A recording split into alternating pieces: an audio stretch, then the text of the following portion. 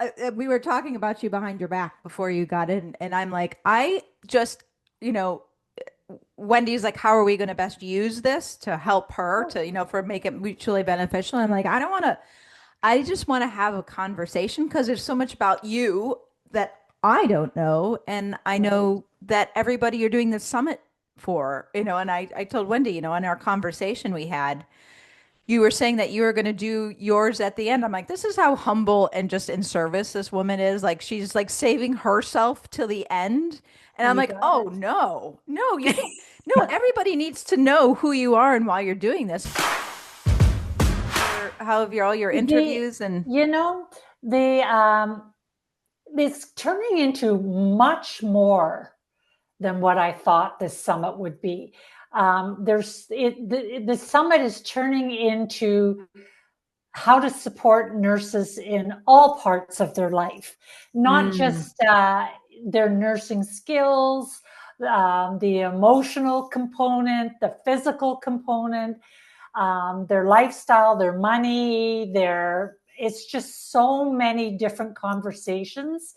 And with that, I'm kind of going, wow, there's more than just me in nursing here. There's a whole world of nurses. So it's been wonderful. Yeah. oh, good. Well, instead of starting with your LinkedIn bio, speaker, award-winning author, new Yeah. nurse's journey, award-winning mentor, trauma, all the stuff that makes everybody else who reads that feel insecure. Um, how about just your version? Tell us about your, I think the word journey is the most overused and cliche, unfortunately, because it is a great word. But Yeah. how about we just say adventure? Because it sounds like your career, your life and your career thus far has been an adventure. So why don't you share kind of from where you grew up, how you got started in nursing? Your question to me was Mhm. how, and I'm like, I became a nurse because my mom told me to. So I will offer you the same question. So, Yeah. So, I don't like to stay in the past too long, and that negative story, trauma story, but it needs to be said in a certain degree here that, my life growing up was one counselor said to me, it wasn't trauma, it was torture. So, but I jeez. never thought it was torture. I just thought, I'm no different than other people. Yeah. But with that, the perfection came out in me. Once I stepped out that front door, nobody got to see what went on behind doors. So I Mm. grew up with a lot of shame, with scarcity, with abuse, with not valuing who I was. I didn't have a voice because of what went on. And so in my younger years, I wished I could be so much more. There was a little something in me that always said, Julie, you are meant for more, but I didn't know what that was. Until as a teenager, I witnessed a friend of mine who was beautiful, absolutely beautiful, confidence, money wasn't an issue. She's all the things I never had in life. And she was in a fire, a house Ooh. fire. And from just like that, her existence switched to being in the burn unit, extreme pain. And when I visited her, all I wanted to do was take away her pain. I wished I could take away her pain. And so in the back of my mind, I thought, I'm going to be a nurse. But with Mm. my scarcity mindset, I couldn't afford to be a nurse. So I followed my mother's footsteps and just became the girl that worked in a department store. And as my mother said, you don't have the brains, you've got the beauty. So that's who you are in life. And long story short, from I became a single mom without realizing that I had a 3-year-old and I was about to deliver my second child and I was on my own. And I went, whoa, I am doing my mother's story here. Yeah. I am doing my mother's story. I'm on welfare. I'm, abusive relationship. And so it took me 3 visits to the welfare office to say, I want to go into nursing. And, no, you can't. We've never supported that. And, back and forth to the welfare office to finally, I negotiated with them and they helped support me into my nursing education. Financially, they helped house me and feed my children. And I did all the other bit of taking out loans. So that was my journey into nursing. And from there, I couldn't do the 12-hour shifts because I was raising my kids. And my specialty became plastics and burn unit. I Wow. just wanted to be with those people who had so much pain and suffering, and if I could take that away. And I got into a specialty of plastics because I worked, I needed to work 9 to 5. And there was a group of plastic surgeons, and I got into working with them privately. And from there, I private nursing, educated lots of different people on specialties into plastics. And when I worked with patients, they always would say to me, "Oh my God, I can't believe I shared that with you, Julie. I've never shared that in my life before." And I always thought maybe I should have been a social worker because people trusted me so easily. And back to being in acute care, I didn't know what my strengths was in nursing. And I looked at everybody else and go, I wish I could be like that nurse and wish I could be like that nurse. And they would say, Julie, we're having a hard time getting this information from our patient. Will you go in and help them? I did not see that as my value at all. And then I became the angel on the ward because it was me that could get that information. Well, I didn't see that as value. Mm. Once I recognized that was my uniqueness, because as a child, I was always told, oh, Julie, you're so emotional. And that was my God given, my George given truth there, that's who I am. Yeah. Your And superpower. my superpower. And even in this summit, when I'm interviewing other nurses, I'm going to be honest with you, I get a little bit triggered because some of them have PhDs, some of them have written unbelievable research papers, and I walk away from those interviews and I'm going, yeah, but my strengths are my emotions. What value is that? And so, yeah, that's my story and who I talk to am as a somebody who nurse. talk to somebody who struggles with theirs, or struggles with empathy or emotional intelligence, or can't, it doesn't come natural to them. Connection. Yeah, and they really Connection. have to, I mean, they're isn't that funny though? Like, you didn't recognize it as your superpower because it's like a fish doesn't recognize how good it is at swimming because it's just, Because it's a Yeah. fish. I can remember one of my daughters going to her first week of kindergarten, and the mums were allowed to come along. And we were heading from the kindergarten class to the library, and she welled up with tears, just welled up. She didn't want anybody to see because she was fearful of going from this place to the unknown. And oh my goodness, she's so much like me, the unknown, the emotion. And I had to squash that so much. Julie, there you go, crying again. It's just what's inside of me, and I honor it now. But yeah, I still get triggered with it for sure. Yeah. Yeah. Well, I think that's kind of hardwired into our DNA that no matter how much work you do on yourself and to loving yourself and appreciating your unique gifts and talents, we still have hardwired into our DNA this desire to not piss off Ankh because we can't we have to we have to be seen as valuable to the tribe, not just Yeah. George, for our survival. Because if we are seen as not valuable, it's like, it's ridiculous because we don't need, there's no tribes to get kicked out of anymore. We don't need Ankh for our survival, but it is why we are still here as a species, is that ability, Yeah. that hardwired into our DNA people pleasing thing, or wanting to compete or be seen as valuable to the rest of the tribe, and we forego the value we have for ourselves and for our unique gifts and talents, and even our scruples, like when Yeah. You know, you're starting to arrive as a human being when you can look at your own misgivings and scruples and go, ah, that's just Karen. You know, that's just I just love that in you. Yeah. I know. I Yeah. have learned, Yeah. unfortunately, I've learned to be more patient with my scruples than utilize my gifts and talents these days. So tell us the next chapter. Yeah, so I was like, I'm an overachiever. So typically, people that come from a place of lack of self-worth and value in themselves, they overachieve and continue to overachieve until they fall flat on their face with no more energy. But for myself, I was doing well in nursing. I recognized my specialty. I loved all the plastic surgeons that I worked with and the cases.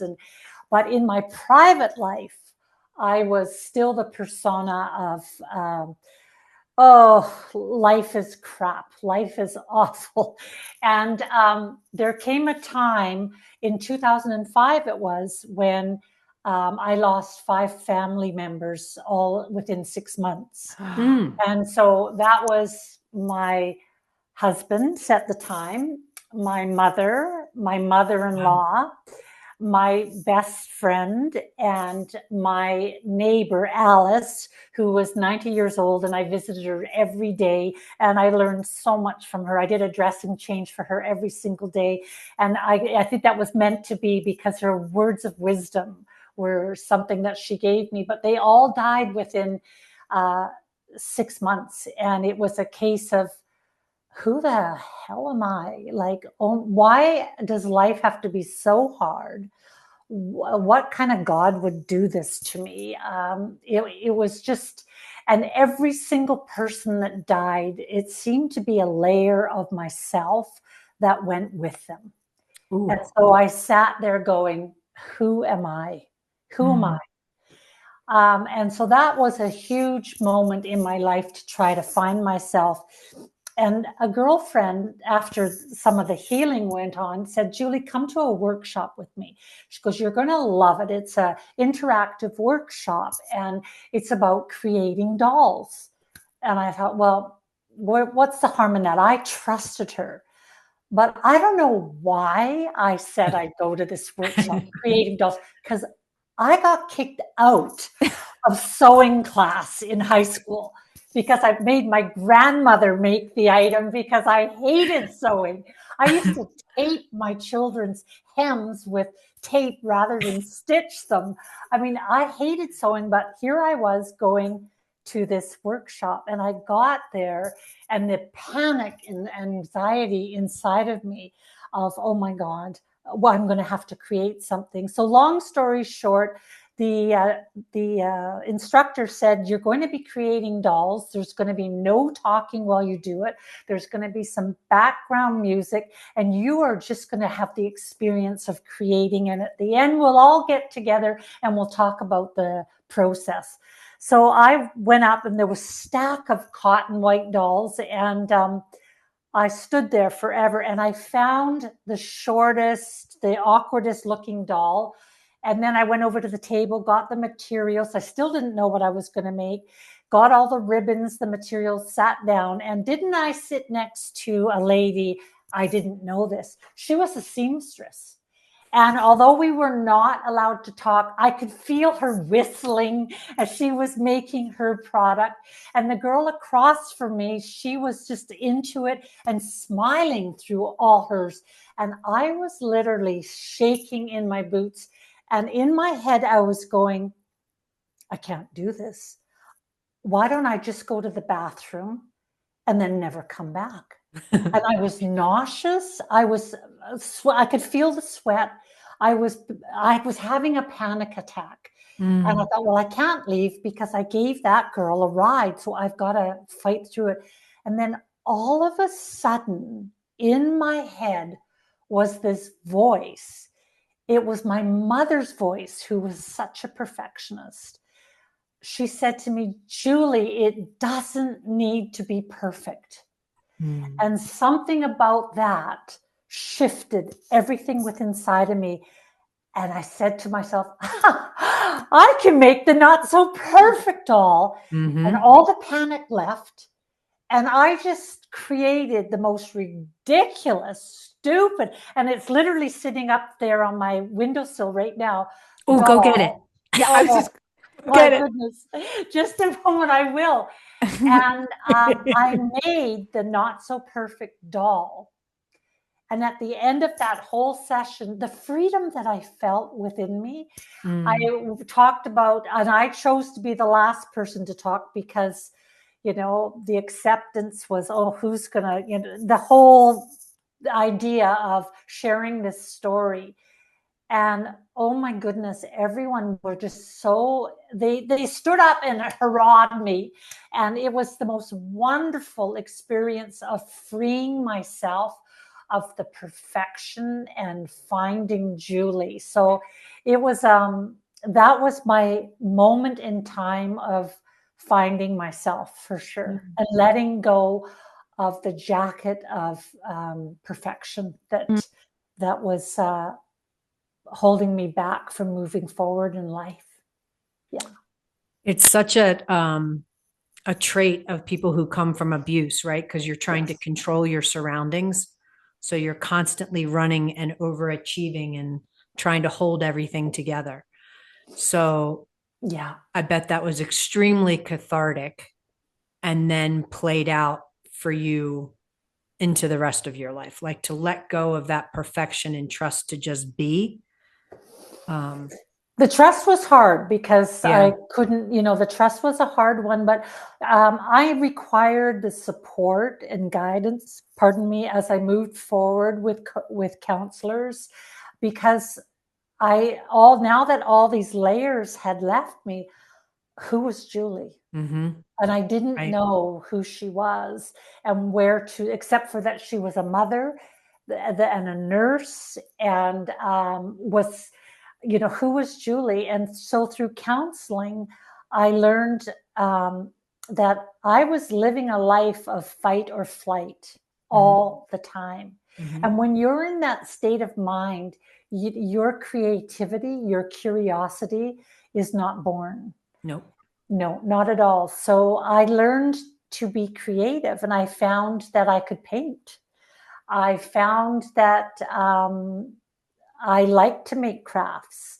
I found that although I burnt all my children's cooking meals that I provided for them, I love to bake. I like to write. And so there's so much creativity in me that I didn't know existed because those containers were closed. Yeah.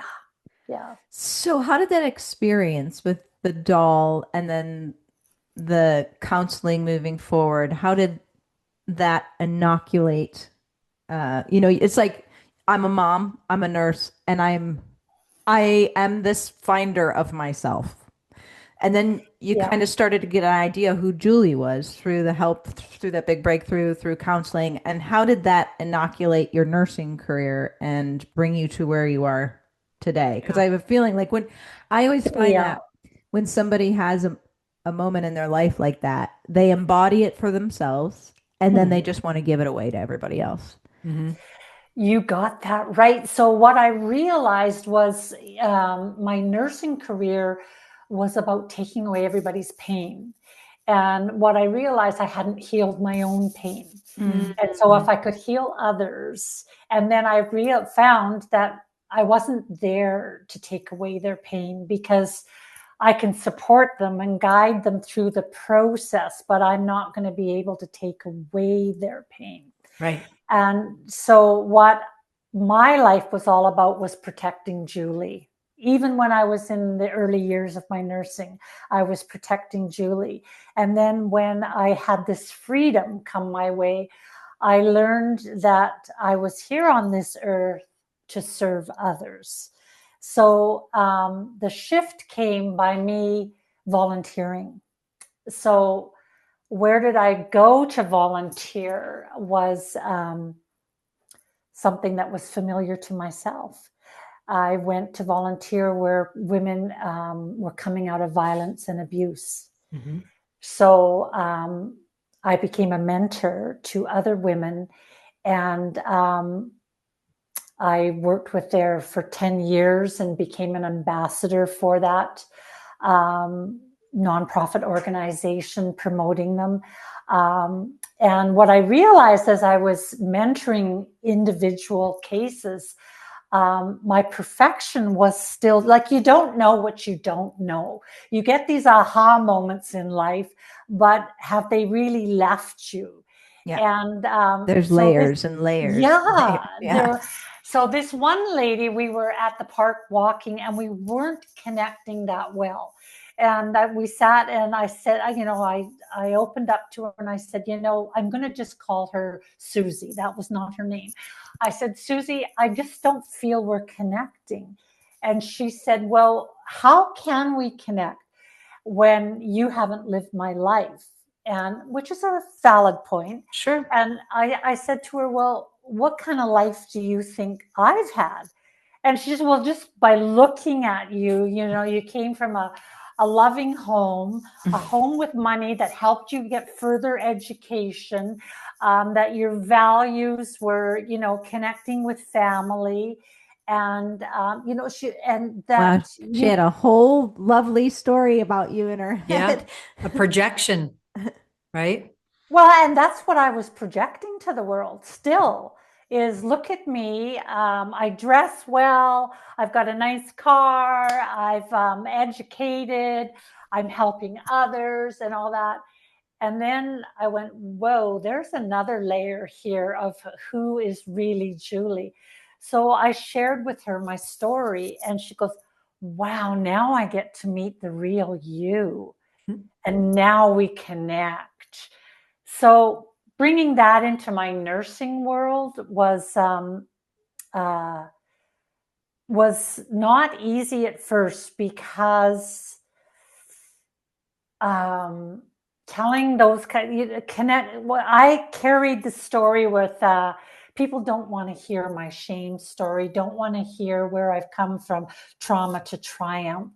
But once I found out that there is a group of nurses that carry my story, there are nurses that wish they could be so much more and don't know how to do that. That's where I started mentoring.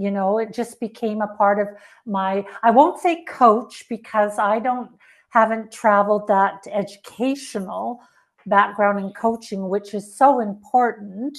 Mine became mentorship. So supporting somebody, seeing their strengths before they see them.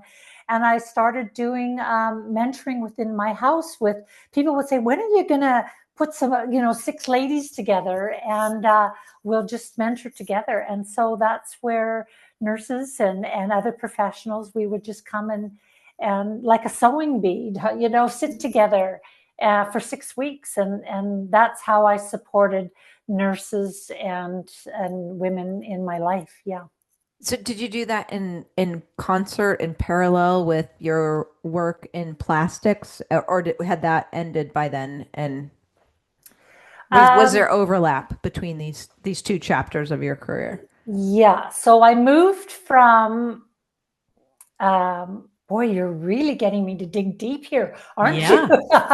So I moved from plastics because plastics narrowed down to where I was just working with one surgeon and his patients, and I loved it. And I do the house calls and the pre-visits and the post-op visits and referrals, and I loved all that. But there was something missing in my nursing career. I didn't feel like I was supporting other nurses. So I switched careers and went into being a director in long-term care. So going from a specialty to long-term care, which in my younger years, nurses that went into long-term care were ready to retire. Well, that was such a judgment statement. Oh my goodness, long-term care, there's so much complexity to that.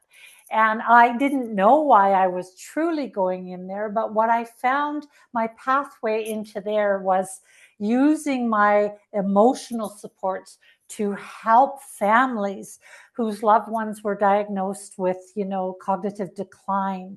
There was so much emotional help required, and then nurses and care aides doing education with them and guidance. So I found myself working for 6 years in that area and loving it in a whole different way. It was more about protocols, emotional support, guidance, educating. And on the sideline, I had my own business for 10 years, and it was supporting people who are having surgery. So doing assessments, helping them prepare for surgery, visiting privately in their homes. And then if they didn't have anybody to support them while they were in recovery, I had a stay over at my home that I would give them 24-hour care for 72 hours. So lots of things, all about emotional support.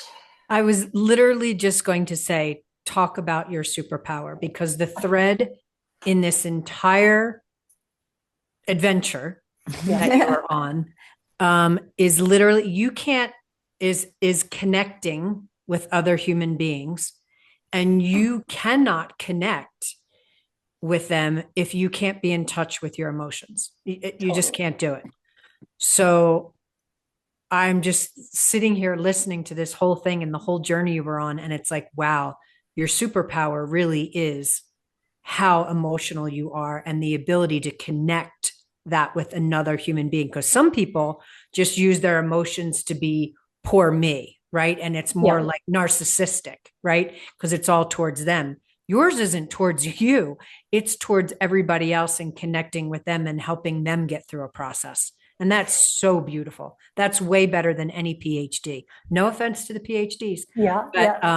Or any acronyms after your name. We need people, it's like we need the ability to connect. Yeah, and we also need people Wendy. who kind of a dampened emotional response is their superpower. You know, like that. Yeah. But there's a dark and a light to everything. Everything can be used for good or darkness, but not to. And that brings me to another thing. And this is kind of a weird question, but I'm going to ask it anyway because I'm kind of putting myself in the skin of people listening to this. There's somebody listening to your story might actually go, I wish I had more trauma and tragedy in my life, so I had such a good story to tell. Yeah. Have you ever thought of that? Like when you're raised with all the things that you didn't have growing up. Yeah. All the things that the nurse on the bench in the park assumed of you. A lot of people would say, c'est moi. Like for me, like I was raised, I had my own kind of challenges to get over, and this isn't about me, this is about you, but I think that there's this tendency to think, well, I can't get as far as she can because I didn't start off that rough. I didn't have all those things to get over and get through. So I have to just start from, like, it's almost, somebody might assume it's easier to go from the bottom, have an epiphany, and then, springboard your career than just start from kind of neutral. You never really had, you're kind of like a flatlander. You didn't have any trauma or tragedy to get over with. And now you're trying to get to your greatest level of human potential, but you haven't gotten to practice. Like you haven't had to get over all those things. Yeah. What would you say to people like that? Or do you think that's even a thing? Because I'm listening and going, it's almost like the adult version of when we'd put Band-Aids on our fingers when we were kids for attention. There's an adult version of that where you kind of embellish things that aren't that bad so you can kind of get some more attention to feel like you're in the drama of life because maybe life's too boring. I don't know where I'm going with this, but I don't know.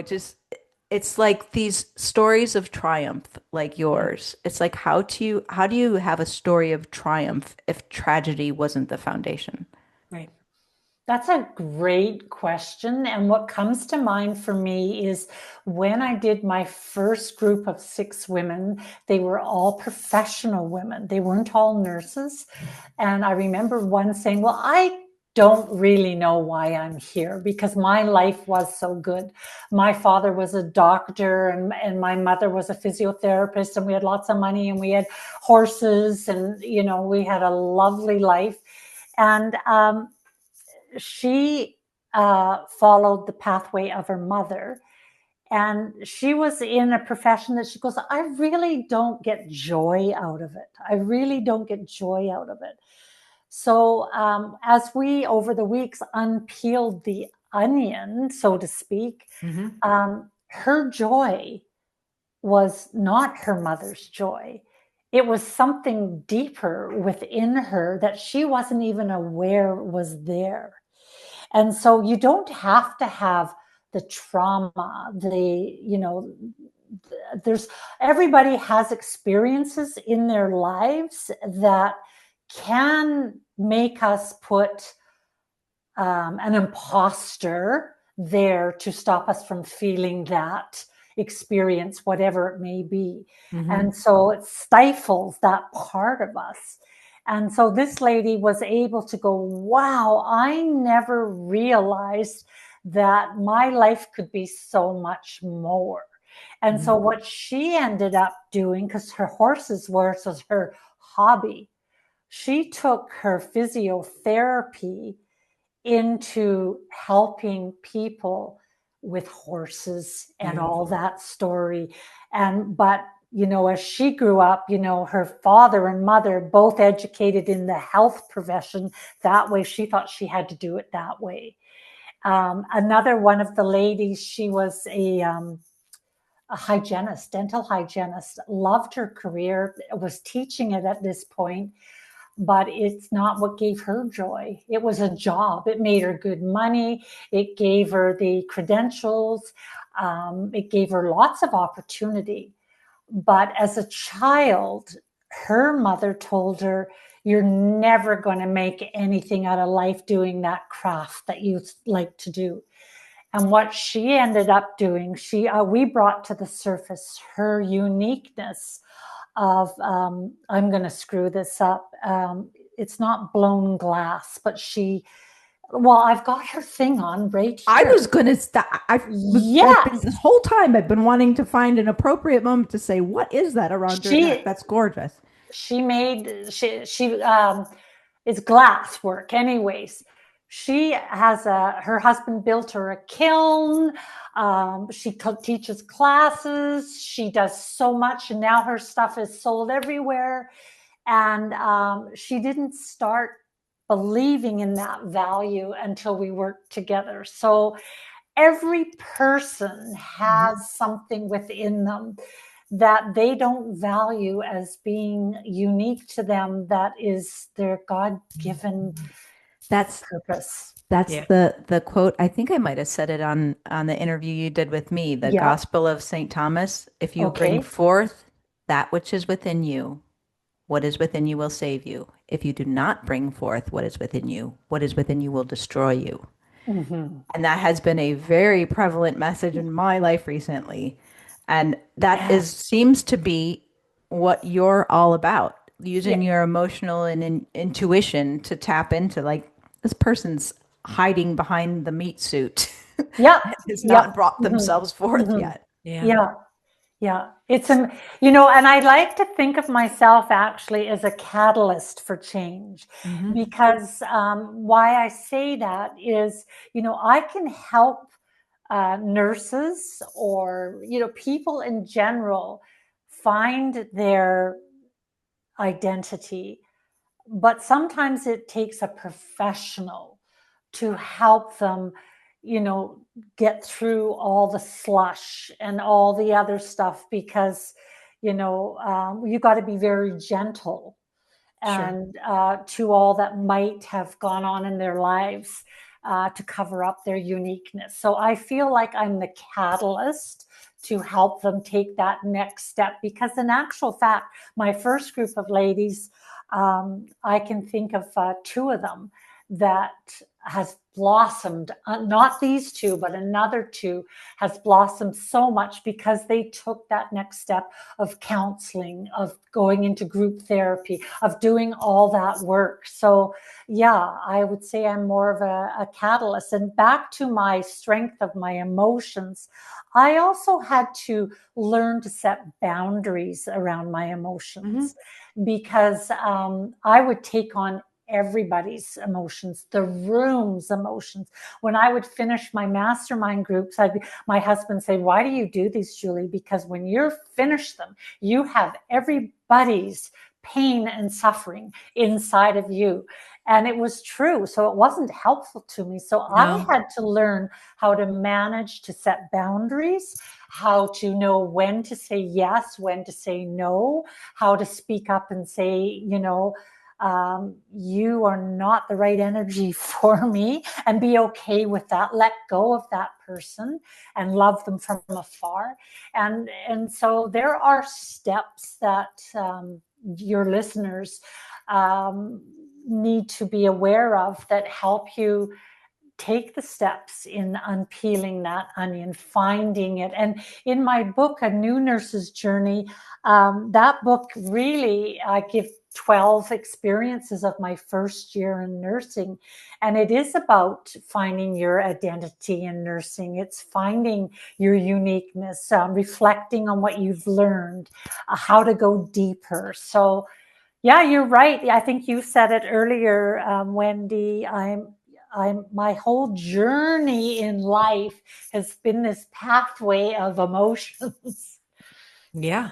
Yeah. And so now you're about to launch this summit. Yes. Right. I was going to ask you about your book, like where you've come now today with all this is now your book and now a summit for helping nurses. Yeah. So tell us about that. How is this summit kind of a distillation of all of these experiences and triumphs thus far? Yeah. So I'm semi-retired. I walked away from a 6-figure job last year. I decided this isn't working for me anymore. The new company that took over, it's not my values. I tried it for 7 months, and why am I being in a situation that isn't who I am? And I had no idea what I was going to do. And that was really hard for me when I look back and reflect. I had to have everything planned in my life because I didn't trust. I didn't, let the world just, flow within me. So walking away from that, I had no idea what I was going to do. And I got offered to do some teaching, and I said no. I don't think I'm going to go that route. And so I wrote my book, and then I went, well, what now? And then what came to me was, how can I support nurses? That's why I wrote the book, but I can support them by teaching, but no, that's not sitting with me. And I thought, I'm going to do this summit. And when I put it out there, I've had coaching on building a summit. And one of the coaches told me, to make it successful, your speakers need to have at least 5,000 on their list. So, and then, you'll really get an outreach of a lot of people coming to your summit. So following the guidelines and something what happened was I initially put it out there to people, you must have 5,000 on your list. And then one of the speakers, who is now a speaker, wrote to me and say, it's really, I can't remember her exact words, but she says, I don't have 5,000 on my list, but I do have a purpose and a mission and a message. And, it's sad that you aren't taking on people that also have a vision and a message. And oh my goodness, she hit me hard, because then I said to myself, why am I doing somebody else's way of a summit when my whole purpose in life is you have a voice and you matter? And from that, I thought, this is my summit, and I want speakers to have a platform where they can share their voice, So that's what the summit became, was nurses having a voice. That just makes you Bravo. want to stand up and cheer. I Bravo. love that. I mean, Yeah. I don't want to. I'm saying this to not detract from what you're saying, but to reinforce it with a little bit Mhm. about RNegade and the company that we started, because I saw that there were so many nurses who had something valuable to teach other nurses, and all the research says that nurses learn and retain best when they learn from other nurses. But if you only have so many hours in a day and days in a year with your family and your career and your job and whatever to, absorb your continuing education, mandated continuing education, well, if you only have so many, you're gonna go to the ones that are worth credit and not to the ones perhaps that you want to learn from, in Yeah. those courses. And I know from my experience, like to get continuing education awarded for a course that I created before I became a provider, it was Yeah. so expensive and it ate up all my revenue and whatever. So it's like, why? So we wanted to make it possible for nurses who couldn't afford to apply CEs to their expertise. They have these niche, they have this personnel, they love to teach. I always wanted to be a nurse educator, but I had to make a company so that I could become one. Or, I did it independently for a while, but I didn't have a resume that said I had all this experience in nurse education, and that's the only way you could get hired as a nurse educator. You need somebody like you to give you a shot, or a company like RNegade to say, not only will we not charge you to have continuing education applied to your course, but we will do a revenue Promote share. it. So all boats rise. Like, not only do you not have to pay us, but you will get paid and we will have the platform and whatever. So what you just said is like, I just had this feeling of relief when you said it. Like there's somebody else out there that's willing to give somebody a voice, hand them the mic when Yeah. there's nobody else that will do it unless they've held a mic before. I Just love because that. they don't have enough followers, right? Like everything's Yes. defined about your social media and your email list, and like that defines your ability. It's just Absolutely. it's just insane. That's beautiful, Julie. Thank Yeah. you. I did not know Congratulations. Yeah. that. Yeah. And well, and there's another, you're making me think of all the things I've done on this planet Well, for keep going. This is all about you. We want to hear about it. when I was in the plastic surgery, there was a part where I spent many years in medical aesthetics as well. I got on the speaker journey with being invited to speak at aesthetic conferences. And my story was always about the patient behind the face. There's always a reason why the patient is coming you for aesthetics, medical aesthetics and things like that. So you've got to get to know the woman that's coming through your door. And I did a lot of speaking, and before you know it, I was speaking for Seroptimus International, doing a teen workshop on busting your limiting beliefs. So we had fun with putting on big girl panties, and if we could do anything in this world, what would that be? So I started doing, and then I was invited to speak at women's business events, and the whole journey of having this voice that I thought I never ever had. Because when I was a kid, I don't know how personal I can be on your show. You can be as As personal. It's about you. personally. Yeah, yeah, it's about No, you. I think everything so far personal that you've shared is extremely helpful. So please dig Valuable. deep. Yeah. Yeah, digging deep here. When I was a young girl, unfortunately, and I've healed and forgiven. My father was extremely abusive and also sexually abusive to me. And this one particular day, my mother was going to take me shopping for new bra and panties, and I was so excited because we had no money, and and I was looking forward to having this special moment with my mom. So off we went, and we went shopping, and she was so kind that day. She bought me 2 sets, a pink set and a yellow set, and I was so excited to go home and try them on in the privacy of my own home, my new bras and panties. And when I got home, my mother horrified me by saying, "Now put them on and show your father." Oh. And, I was 15, but my father was waiting for me in the kitchen. and I had to go and do a performance. And when I walked back in, you know, talking about it takes me there a little bit. Yeah. And when I went back to my room full of shame and horror, and, you know, I threw those beautiful items. I don't think I ever wore them again. But about a week later, I went to my mother when my father wasn't home. She was in the living room, and I said, "Mom, can I speak to you?" And she said, "Yep." And she wasn't one that, her and I didn't connect emotionally. She had no emotions. And I said to her, "Mom, I need to share something with you. You know, Dad is abusing me." And there wasn't even a pause. And she lifted her head and said, "No, he is not." End of discussion. And I walked away into my room. And from that moment, I decided I do not have a voice in this world. And so fast forward to now, it's all about giving people a voice, for sure.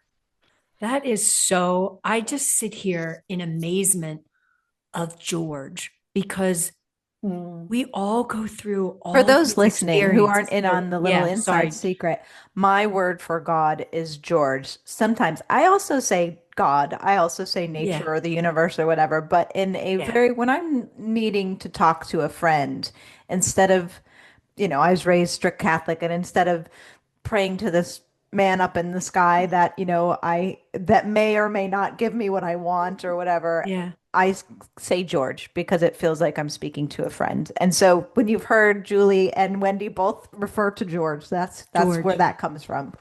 Yeah. And I think how we all go through experiences, some of them horrific, like some of the things you're describing, and some of them not.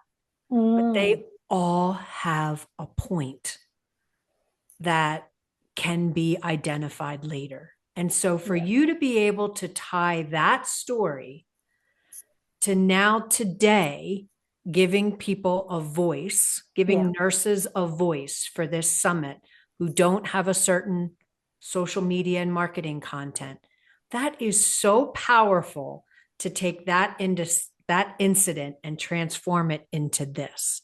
Like it's just the fact that you can do that, Julie, today is so beautiful and such a blessing. And it is how we're supposed to use life. It is how we're supposed to use these experiences. Although some people just don't have that ability yet. But it is the point. It's not to hold on to it. It's to transform it into something beautiful. And thank you, Wendy. And it's so true. And it's so lovely to hear you, you know, paraphrase that back to me. It's a full circle here in that when you know what your purpose is, when you know what your worth is, you can say to that coach that says you need to bring in 5,000 and say, "Thank you very much. My purpose isn't about to make, you know, $10,000 in this journey. It's about allowing people to have space to share." And the interesting thing, and know that that's my work. That's why I'm doing it. I don't need to try to be like somebody else.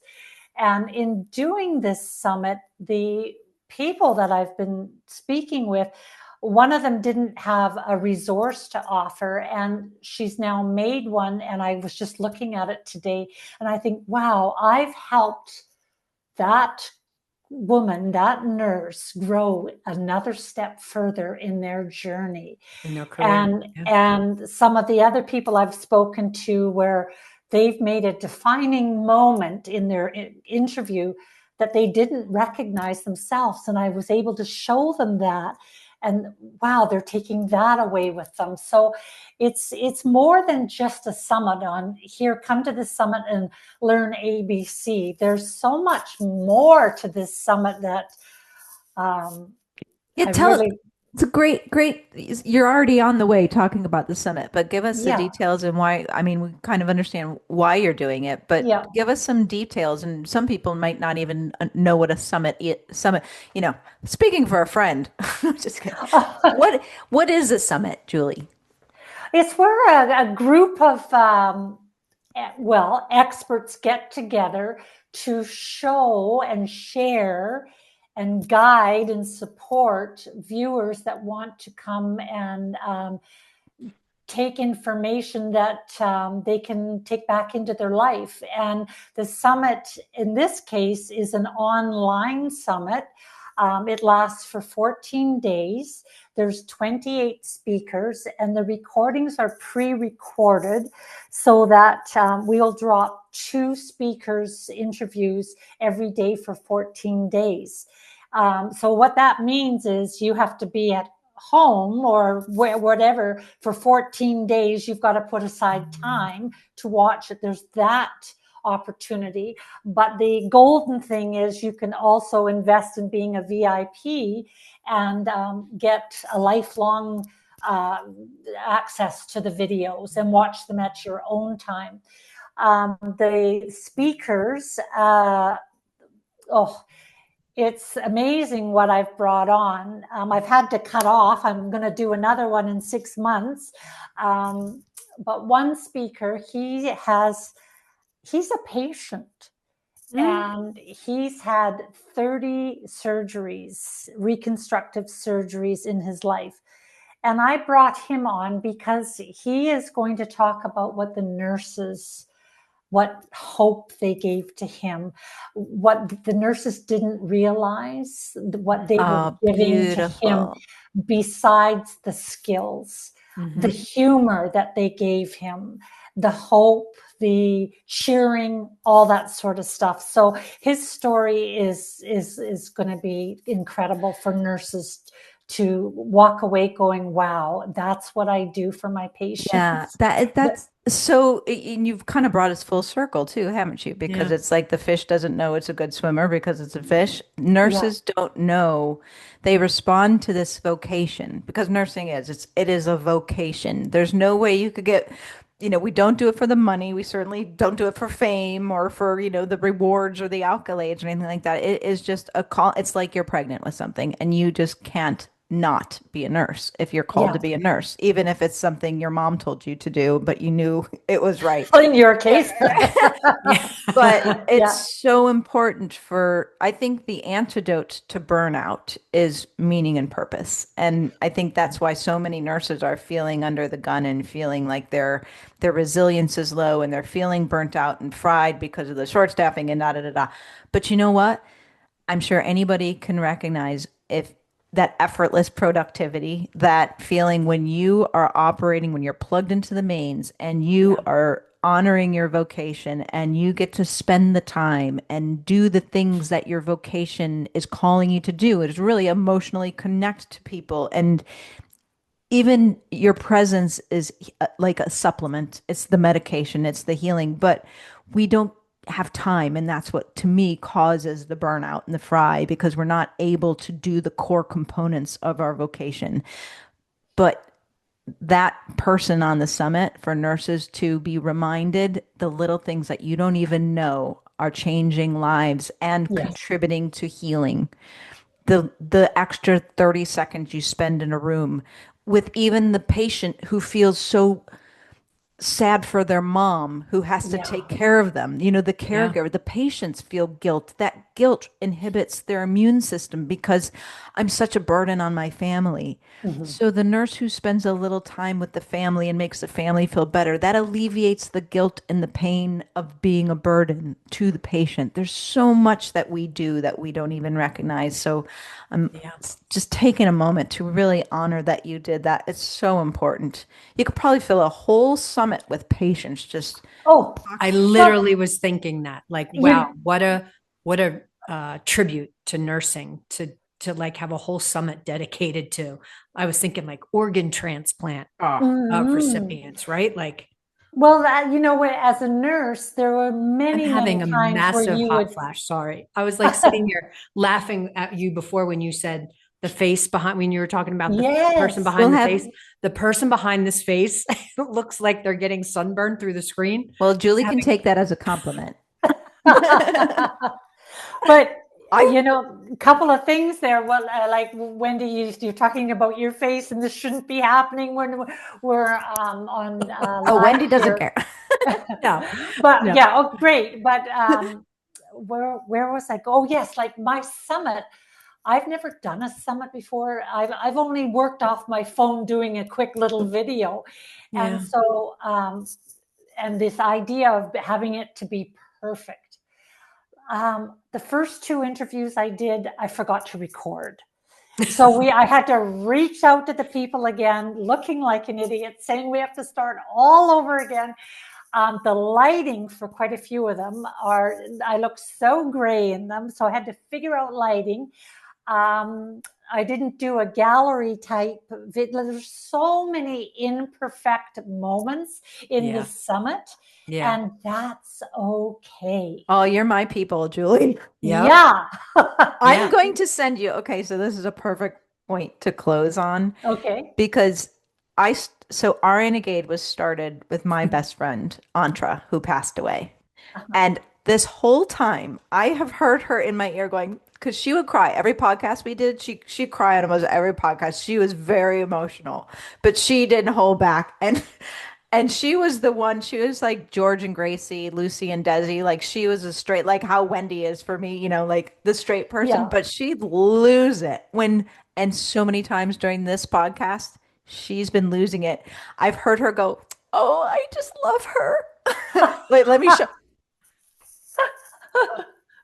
I've actually heard her really loud in my head going, "Oh, I just love her." This is Antra. Oh, beautiful. She has been Beautiful. totally, Look at that smile. yeah, Uh-huh. she has been Aw. totally here with us on this podcast. And I don't usually talk about but I hear her going, "Oh, I just love her." And she's crying. Oh, I can totally relate to her. Yeah, she's crying For tears sure. of joy. Oh, love it. I'm so happy we could spend this time with you. I'm honoring your time, but we're over an hour, but I could do a part 3, 4, 2, 3, 4, 5. There's so much you have to give. And thank you. I'm so glad we got to do this so people can understand who you are and why you're doing this. And this isn't for money or fame. This is your vocation. For heart. Yeah, this is your vocation to give nurses a voice, and first by letting nurses hear the voices of other nurses. So thank you for me. Thank you for allowing me the honor of participating as a speaker and the honor of being able to interview you so that everybody can know who you are and why you're doing what you're doing. So thank you. You're welcome. And thank you so much for being in my life. It's been truly an honor to connect with you both. Likewise, I felt like this interview was very healing for me. So if this is a little preview of what nurses are going to get out of the summit that really embodies your energy, I think it's going to be transformational. Yeah. Lovely. Exactly. Thank you, Julie. Super. Thank you so And much. all the best of luck with it. Thank you. Take care. I love the whole part of the summit where it's the mistakes being made, how imperfect the summit is so representative of your doll. So we have to show the doll. Look at the doll. Okay. Look at her ballerina slippers. Wait, hold it up a little Wait, more. hold it up. Hold her Oh, can you like, see it? You pull her back. Like Oh! like her hair's a mess. She's only got one earring. Her slippers, everything's a mess. She's Everything. gorgeous. She's so cool. Yeah. All right, let's spin her around. Hold on, bring her back up. Oh, that Pull her just back. the brown bit is just. She's like your logo. Like that. Well, she's purple. She's got a bit of gold in her, and she is What's her name? Alice. See, My I mother's think name Alice was Alice, and Alice was my next door neighbor, the 90-year-old that died. I think Alice needs to be somewhere in the summit. Yeah, somewhere in the design of the summit. I mean, Really? well, Yeah. that's such a great, I mean, that is your pivot point in your life. That Yeah. Alice was a part of your pivot point. And I think She's your totem. yeah, She's your totem. she is a Yes. representative of a pivot point. You know, she's a Yes. metaphor for going from here to there.